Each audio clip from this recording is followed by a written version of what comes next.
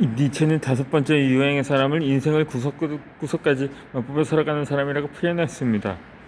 다시 말해 인생의 모든 체험을 온전히 받아들이고 그 경험을 삶 속에서 살아가게 만드는 사람입니다. 하지만 그런 사람을 살아내는 일은 오늘날 우리에게 여전히 낯설고 멀게만 느껴집니다.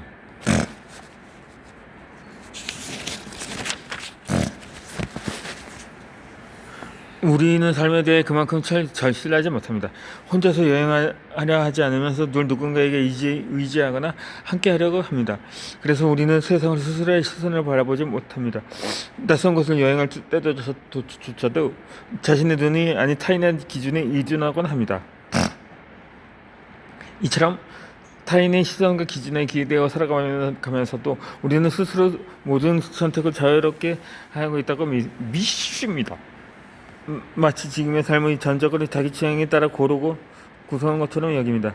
하지만 우리가 삶의 어저께 보면 누군가에게 액션 보이기 위한 선택일 뿐입니다. 그래서 이리된 순간에 조금이라도 불편한 감정을 느끼면서 바로 등을 들면 달콤한 냄새가 나는 쪽으로 다가갑니다. 마치 기분 좋은 체험할 노를 가지고 있다는 뜻이 그러나 그가 케이크 위에 딸기만 집어먹고 이게 딸기 케이크가 전부라고 말하는 것과 같습니다. 그렇게 인생을 여행한다고 보기 어렵습니다. 인생이라는 여행은 훨씬 더 다양한 맛들로 채워져 있습니다.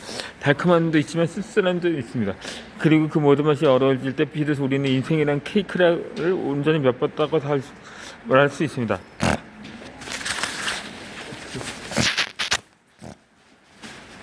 체험과 경험은 그저 그뿐인 기념으로 간직한다면 결국 인생은 정해진 일상이 반복으로 흘러가고 합니다.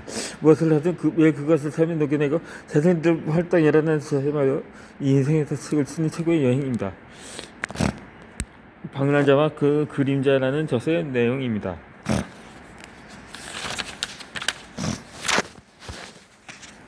누구나 풍부한 재능을 가지고 있습니다.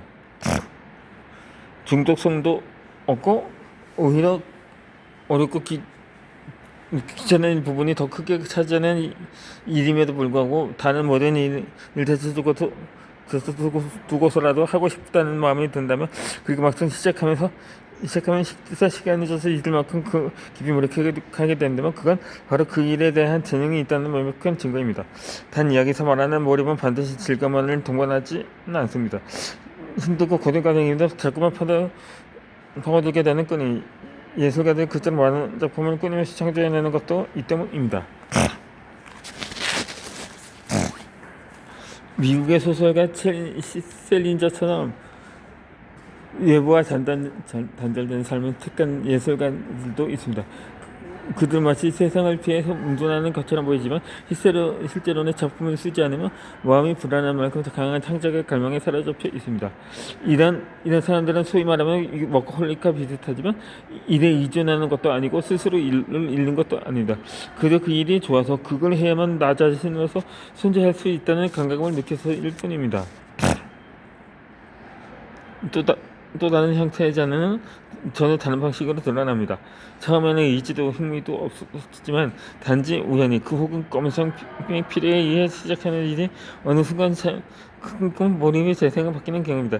이런 사람들은 시간이 흐르면 점차 장인 혹은 그 분야의 전문가로 불리게 됩니다. 세상은 눈에 띄는 성공이나 갑작스러운 불을 이룬 사람들을 전문가라고 시켜 세우지만 세상의 모습을 드러내지 않은 전문가들도 적지 않습니다. 그들의 기술은 이 돈으로는 정리할 수 없고 누구든 흉내낼 수 있는 것도 아닙니다. 오직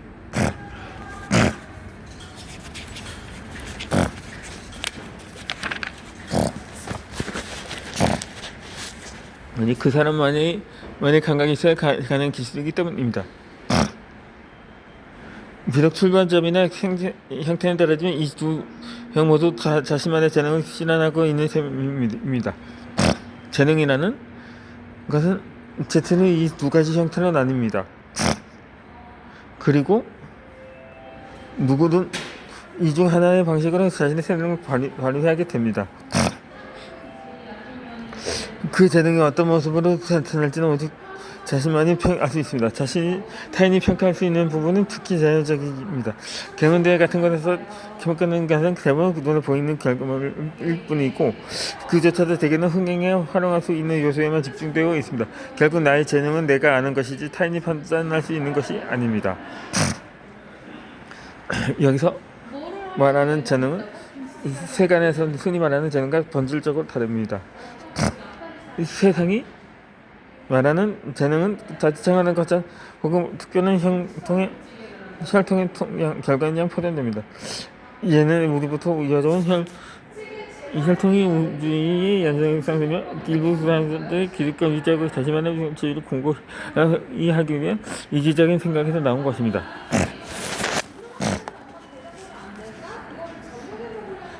결국 그분이 말하면 핏줄의 재능은 허구 불가합니다.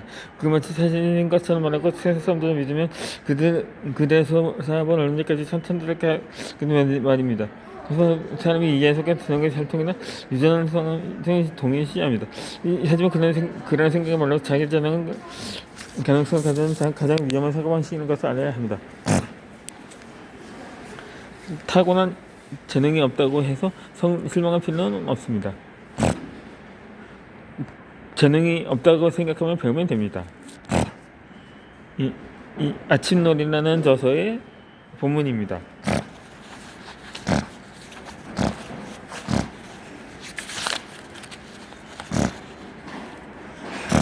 이 세간의 그 가치관을 벗어나 자유로워져야 합니다.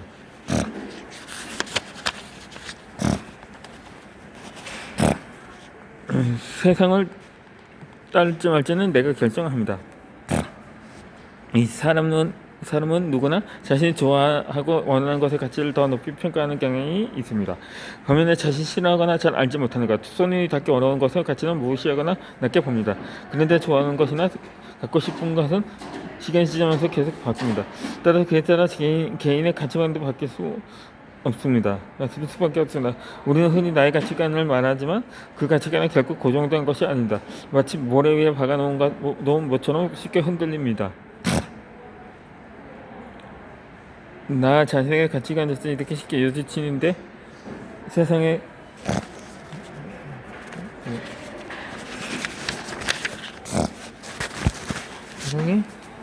사람들이 가치관 더 말할 것도 없습니다. 그것들 역시 느슨하고 늘 바람에 나밖에 흔들고 있습니다. 왜냐하면 세상이란 곧 무수한 나들의 집합이기 때문입니다. 그리고 그 세상은 과거에 내가 쌓인 가을가이기도 합니다. 오늘날 우리가 살아가는 세상은 다양한 집단의 가치와 신념이 얽혀 만든다는 복잡한 구조물입니다. 이를 지탱하는 힘은 시대마다 달라지는 정치나 사상, 법률, 거기서 파생된 윤리와 도덕, 그리고 지금의 상식이라 불리는 기준들입니다. 여기서 무관심과 부부와 수정이 좋아지면서 있어가 수상적인 형태의 세상이 완성됩니다.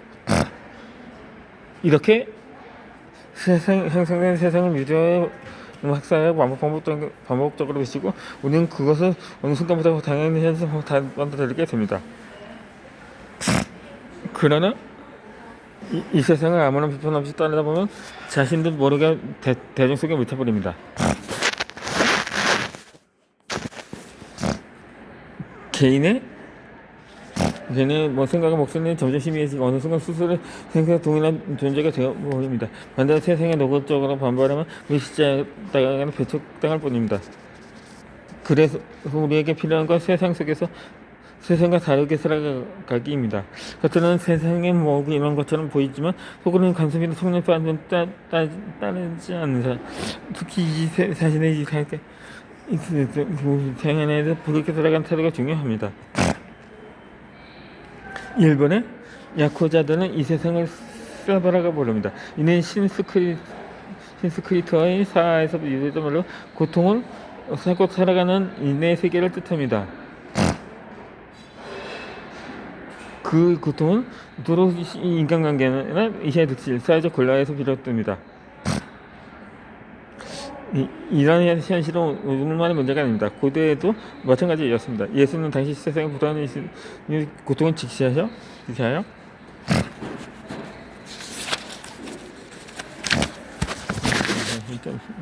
그걸 분하여 조금씩 비판해야 된다.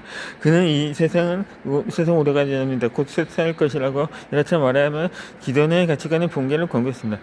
하지만 그가 말한 세상이 사라진다는 의미는 문자 그들의 멸망이 아닙니다. 그것은 지금 이 세상의 가치관은 언젠가 반드시 새로운 가치관으로 바뀔 거라는 뜻입니다.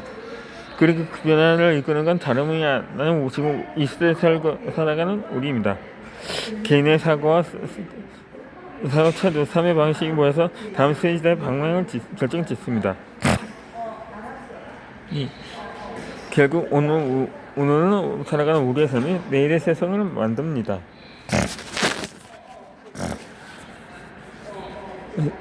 그래서 세간 속에서 세간 뛰어넘지 마 살아라. 무엇보다 먼저 나의 마음과 가정의 입장에 있을 때를 말해야 한다. 그게 가능해지면 세상의 흐름이나 시대의 유행에 쉽게 흔들리지 않게 된다. 그리고 확고한 자아를 바탕으로 강인한 삶을 살아갈 수 있게 된다. 선악을 넘어서라는 더소의 본문 내용입니다.